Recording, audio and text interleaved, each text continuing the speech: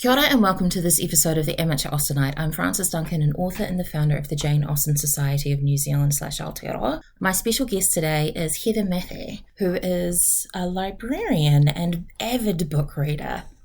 Hi, I'm Heather. I prefer to use the term voracious when it comes to reading. Any other clarifying terms? Not when it comes to reading. As Frances has said, I'm a librarian. I've loved books for as long as I can remember, and I wanted to be a librarian since I was 5, so I'm in the best job I could possibly be in. Life goals. Oh my God, you hit your life goal. That's fantastic. Only one of them. And today we're going to be discussing Letter 21 of Lady Susan by Jane Austen. Chapter 21, Miss Vernon to Mr. de Courcy. Sir, I hope you will excuse this liberty. I am forced upon it by the greatest distress, or I should be ashamed to trouble you.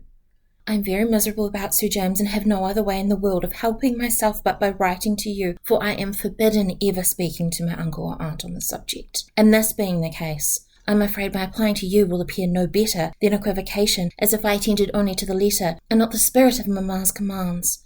But if you do not take my part and persuade her to break it off, I shall be half distracted, for I cannot bear him. No human being but you could have any chance of prevailing with her. If you will therefore have the unspeakable great kindness of taking my part with her and persuading her to send Sir James away, I shall be more obliged to you than it is possible for me to express. I always disliked him from the first. It is not a sudden fancy, I assure you, sir. I always thought him silly and impertinent and disagreeable, and now he has grown worse than ever. I would rather work for my bread than marry him. I do not know how to apologise enough for this letter. I know it is taking so great a liberty, and I am aware how dreadfully angry it will make mamma, but I must run the risk. I am, sir, your most humble servant, F.S.V. One of the shorter letters, possibly the shortest letter.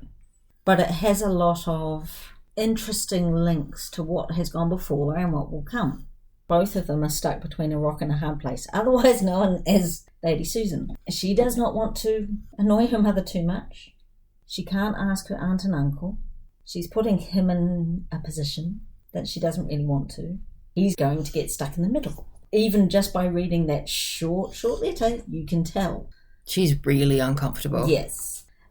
When I read this, I have to remind myself that, of course, it's not now. She does have to have someone intercede for her that is not family. That these days you could just go, no, not doing it. Sorry, Mama, not doing it. Not happening. But she does not have that luxury. Women didn't have a lot of power. No. And they had to have men to intercede for them. Jane Austen, originally, of course, she couldn't be Jane Austen. She had to be someone else. I find it kind of sad in a way, but then again, I have to remind myself this was written at a different time and that was quite normal. I also have to laugh that the character is named James Martin because I always think of the chef, the English chef, James Martin. Not the same thing at all, but I wonder if he knows that he shares his name with a character in Jane Austen. It's entirely possible he doesn't because it's not a very well-known work of hers. You strike on a good point that I'm not sure we've ever discussed on the podcast, that when Jane Austen published during her lifetime, she did not publish under her own name. The books were written by a lady, and her brothers did the initial negotiations for publishing for her. When her father was still living, he had sent off the first version of what eventually became Pride and Prejudice to publishers. It got rejected. When her brother Henry, who was managing for her, got sick, she had to step in and do some of the negotiations herself. And I know she found it very difficult when what later became Northanger Abbey was never published, trying to talk to the publishers to get them to publish it or to send her back the manuscript. That was very frustrating for her. And I don't know whether she would have been treated differently if it had been a male interceding rather than her. If you look, for example, at Julia Quinn, the author of the Bridgerton novels, who now has an entirely new audience thanks to what is the Netflix phenomenon, imagine how different it would have been perhaps if Jane Austen was publishing now. She would hopefully be able to have managed her own writings and negotiated for herself. It's entirely possible she would have started self-publishing earlier. We would have got a broader range of writing from her, I think, because one of the things with self-publishing, I mean, there is terrible things out there. There is great things out there, but there are things that don't follow genre norms because they're not trying to necessarily go to a specific audience, because the author is choosing whether they publish it. It's not a publisher going, we know how we can put this in a box to sell it. Looking at Lady Susan and having now read Austen and watched more Austen than I ever thought I'd ever watch. Who knew there'd be so many versions? When I read Lady Susan, I'm like, how can they turn this into something? There'll be a lot of narration, and I'm not sure how well it will move to another medium. And the other thing for me personally is, even just in this letter, Lady Susan doesn't seem very nice. So have you not seen the adaptation? I have not. I wonder sometimes, and you and I have talked about this, that when we started getting into the zombie genre of Austen, I kind of went, I like it, it's funny, it's humorous, I don't know. And I'm not a purist when it comes to literature by any means. Again, having read voraciously, it doesn't bother me, I just find it strange. Some people, they are more purists about it. I've had commented to me about my own writing. There are so many different versions of Austen novels. Do you need to write this? I literally got, this doesn't need to be one. And I am not comparing any of your novels to this, but you could say the same for the Mills and Boon genre, for example. That has changed over many, many years. I remember when I was much, much younger, you would read a Mills and Boon and the hero and heroine would kiss at the end of the chapter, and then at the beginning of the next chapter they'd wake up the next morning and there would be nothing. Now, honestly, if my mother were here to read a Mills and Boon novel, she'd blush. Everything changes and every author is different. Yes, it could be. It's like, oh look, another adaptation of Jane Austen. But why not? That would be my answer as well. If someone wants to write it, then that's entirely up to them. Whether I choose to read it or not is entirely up to me. I might look at a dust jacket. Yes, I still read physical books in this day and age, and go, that looks interesting, and decide to read it. I might also look at a dust jacket and go, yeah, nah, not happening. Reading is a very personal thing. Unless you're being told to read things when you're at school or university, normally, if you're reading for pleasure, that's what you're doing. It's an entirely subjective thing. In some ways, I think it's a little bit of a shame that you are prescribed books at school. For some people, they then discover Jane Austen and go, this is fantastic. But for others, it can ruin the experience for them because it's something that they have to do. It's not a choice. Yes, and that can happen. It does depend on what you are asked to read. We were told to read The Bone People by Kerry Hume, sixth form English. I had to read it twice to understand it, but it wasn't until I got older that I realised that I had enjoyed it, and sometimes that can happen too. There is something lovely about being able to really dive into a book and have people you can discuss all the aspects with. But there is a difference between discussing, as we are now, and having to write a 4,000-word essay on it. Not quite the same thing. So you have read Lady Susan before? Yes. Was this something that you sought out? I am one of these readers who, if I find an author that I like, I'll read what else they've got. Because Jane Austen is pretty much everywhere, I have always dipped in and out of her because I can always find her later. She is not likely to disappear, given that she's still on the £5 note. So yes, I can find her and I can dip in and out. Whereas with other books and series, it's slightly different. They might go out of print. They might. And when I read it the first time, I was like, I don't think she is very nice. And then my brain kicked over a bit and went, oh, but there's this, and there's this, and there's this, which are, she's a woman trying to make her own decisions, which as a reader, we may or may not, and as an author, Jane Austen may have gone, don't really like this, but I'm going to write it anyway. We may not agree with Lady Susan's choices or decisions in the time she was doing them, I'm not condoning any of the choices she made. However, if it had been Lord Sebastian's, shall we say, I think it would have been written differently, and Lord Sebastian would have got away with a lot more because he was male. Judged less, and sent away perhaps to the colonies or something like that to make money for the family and then come back in 5 years' time when everyone had forgotten. Because Jane Austen comments on that in Mansfield Park when Mrs. Rushworth, who was Maria Bertram, has an affair with Mr. Crawford. Jane Austen makes it very clear that Mr. Crawford's going to be able to enter society again, but Maria never will. To put a modern spin on that is that they say that it takes two people to decide to have an affair or decide to cheat, as they would say now. But it is, I don't want to say normal because that's not quite right either. Often? But it is usual that the woman, if there is a woman, bears the blame. Because we're to keep men in line. Yes. Because they're the lustful ones and we didn't keep them in line. And I think that's where Lady Susan is kind of like, I'm going for what I want. Thank you very much. I'm doing this. However, it does put her daughter in an interesting position. And I do feel sorry for her daughter in this, because imagine not being able to talk to your aunt and uncle and ask them for advice. She is very alone. She's very isolated, which, by the way, is a sign of abuse. When this was written, quite normal.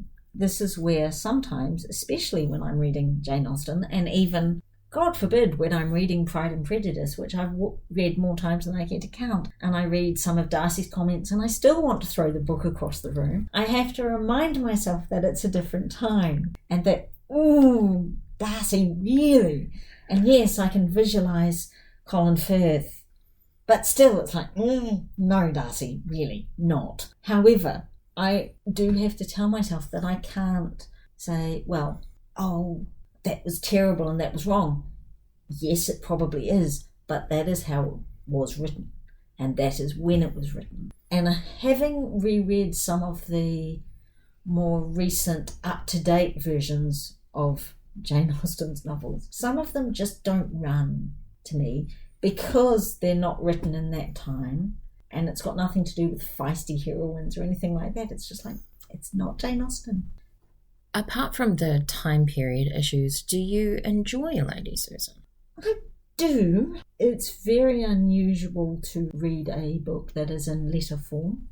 I'm a very visual reader. I visualise Lady Susan with her pen and her ink actually writing the said letter. It's strange, but that's how it works for me. I get some enjoyment out of that, imagining someone writing letters, because that is how it was done. I'm trying to remember the last time I actually wrote a letter that was actually posted to someone, and I couldn't remember. I was thinking of it just because we were going to do this. And I hazard a guess that a lot of your listeners are going, I wonder when the last time I wrote a letter was. I bet it wasn't recently. In fact, just last week, the week before, we were talking about how much it now costs to post a single letter.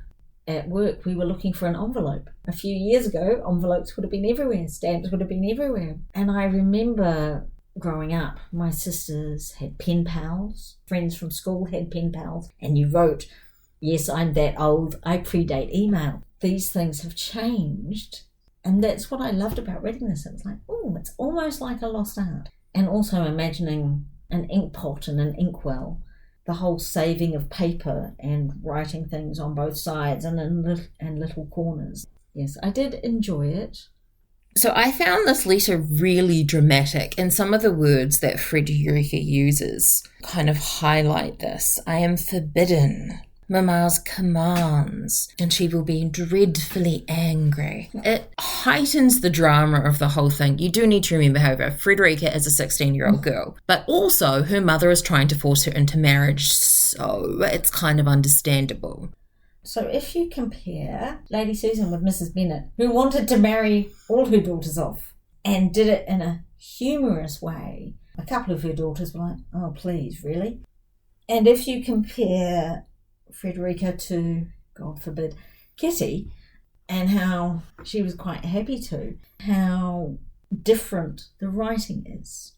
Because Frederica actually feels more mature than Kitty, and Kitty's older than her. Yes. However, if Lady Susan wasn't, unfortunately, so nasty, and nasty's not the right word, it is her role to find a husband for her daughter. Agreed. So she is doing what is expected, however, it's the way she goes about it. Elizabeth Bennet was proposed to by Mr. Collins. So, again, not the same thing, but in a lot of cases around this period of time, young girls had no choice in who they were to marry. If your father said jump, you said how high, and off you went. It is terrible, but Lady Susan is just doing what is expected. However, she wants her daughter to marry a complete numpty. He doesn't seem like a cruel man, which is something. But perhaps this is the worst case scenario of matchmaking mamas. Although it could also be said that matchmaking mamas would be doing their daughters a disservice if they did not find their daughter a husband. Because she's found her a husband, seduced him for her, all ready to go. Yes. He's got money, he's got a title, he's quite good looking. It's unfortunate that he's a bit stupid. Jane Austen does write, and I mean, I have met some stupid men in my past, but if you take the Mr. Collinses and Sir James Martin, they come across as complete numpties, and why would you, would be my question, unless, to be fair, you're Charlotte Lucas. You need to be married, though, if you don't have money. And if you're a Charlotte Lucas, or we may suggest that Miss Mannering could also have been quite a strong character like Charlotte Lucas, it's fine if you have a husband like that because you can manage him. Yes. And Lady Susan proves that Sir James is manageable, although as I say that, I realise that he has turned up at Churchill without an invitation. Jane Austen has, as a foil, these either foppish, slightly idiotic, annoying male characters. Does she do it so that her male characters, even her heroes, even if they are rude, overbearing, and just plain annoying sometimes... And you're thinking about Darcy, aren't you? No, not necessarily. A lot of her male characters come across as rude, overbearing, because they have money, they have connections. That's the way they are. Privilege does not breed contempt, but it has its moments. And I don't know, we can't ask her. But so has she written Sir James Martin that way, so her other male characters just look that wee bit better? Oh, so you're saying that all men in Jane Austen's fiction kind of suck. Some just suck more than others. They do. No man or woman in any form, in fiction or otherwise, is perfect. It's just that when they're written in fiction, because it's fiction, Jane Austen could be more pointed. It's not non-fiction. She's not writing about King Henry VIII. She's not writing about Sir Charles Brandon. She's writing about something she made up. So she can be as pointed as she wants, and she can write her characters any way she wants. This particular letter is quite a pivot in the plot. And it's the first time we actually get to see a letter that pivots the plot itself. Even Lady Susan's letter at the start saying, I'm coming to Churchill, is basically just a, by the way, I'm coming, I'm already on my way. This pushes action forward in a way that none of the other letters so far have seemed to do. Because, in my opinion, it takes Lady Susan out of it. It's not addressed to her, it concerns her, but the decisions are not hers. So Frederica took the decision to write the letter. What do you think about this decision? Do you think it was a wise choice? Who else could she have asked? Again, her mother forbade her to do anything. She is very trapped at the moment. I mean, she says in there, you're the only one who can change her mind. Oh, no pressure there. That seems to hint that Frederica thinks that Lady Susan is in love with Reggie. And she could be right.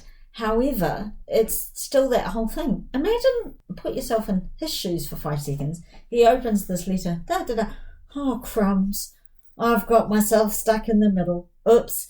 And imagine the pressure, though. Because, again, he's not a relative. She's breaking all kinds of rules. Yes, unrelated males and females did not write letters to each other. No, not unless they got permission. Those things she writes about Sir James, I always thought him silly and impertinent and disagreeable.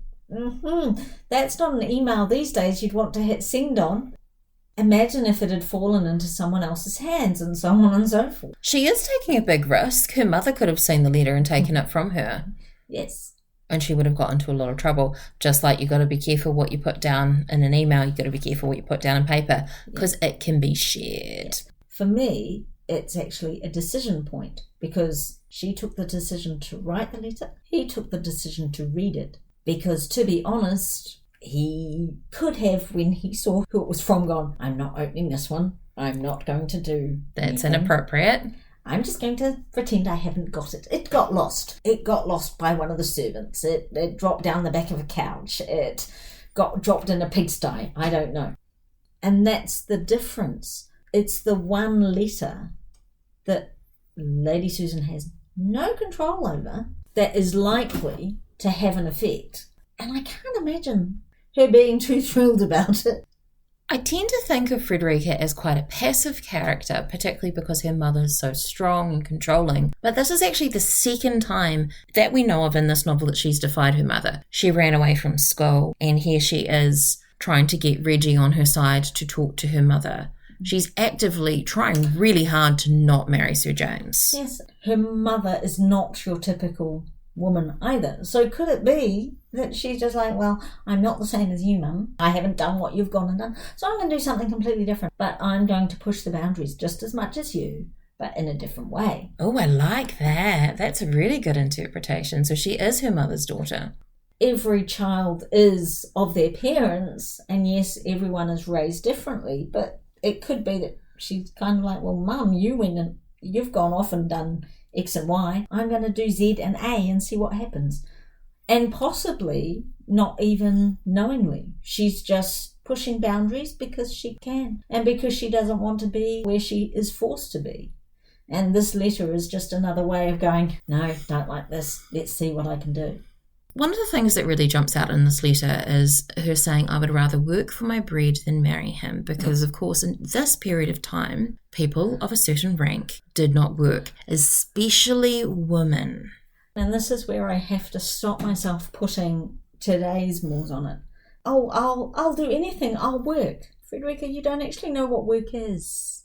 It's a bit like that. It's in Bridgerton. It's in series 1. 2 of the characters, and they go downstairs to the kitchen for some warm milk, and neither of them know how to light the oven. I love the fact that she says, I will work, but I'm not sure she knows what that actually means. And that's where I have to stop telling myself that, to be fair to her, she's like, I'll do anything. Please, please, just get me out of this. That's basically what she's saying. I think she's saying, please, I'll do anything. Just please. I do not want to marry this man. She's not saying, I'm going to go out and I'm going to be a lady's maid. She's just saying, please do something. I'll do anything except marry that man. I think that's one of the things that makes it difficult for modern readers to understand as well, that she doesn't have options. No. She can't just walk away from her mother, and she can't just go and get a job. And if she did either of those things...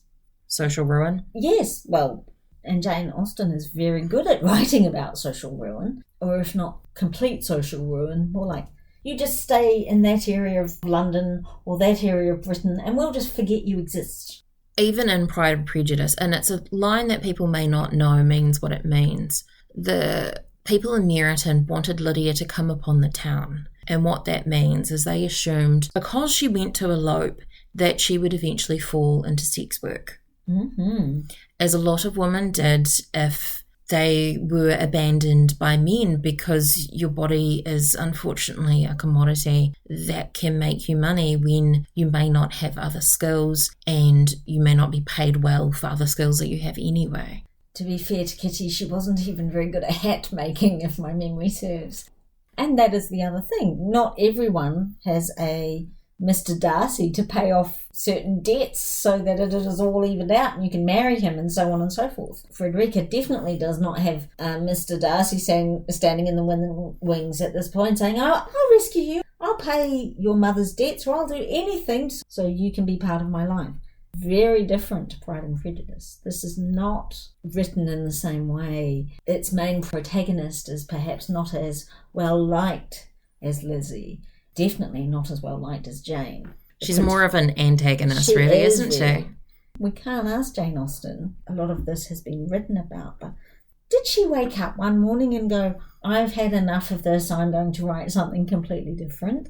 Some people think that it might be influenced by Dangerous Liaisons. And also that the character of Lady Susan may be influenced by her cousin Eliza. Oh. Which I thought seemed really insulting, but have seen a quote in letter, and I cannot remember where, that Eliza had written saying, oh yes, that's exactly like me.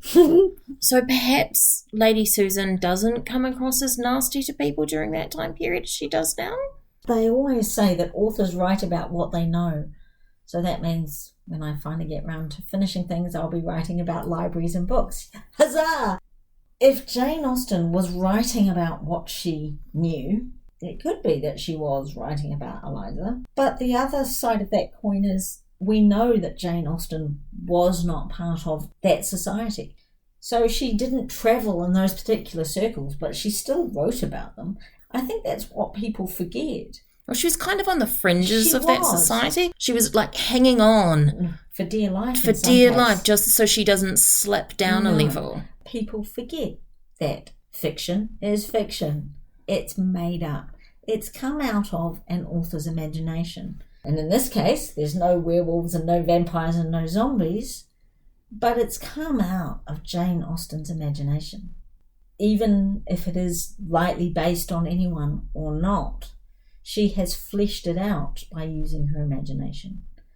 And that's what I think makes it so different to any of her other works, because the protagonist, the antagonist, isn't that likeable. Well, she does talk about when she was writing Emma that she didn't think anyone would like Emma. But again, for me, it comes back to that fact that we talked about the men characters not being very nice. Well, if you look at Lady Susan, if you look at Emma, some of her women aren't exactly that nice either.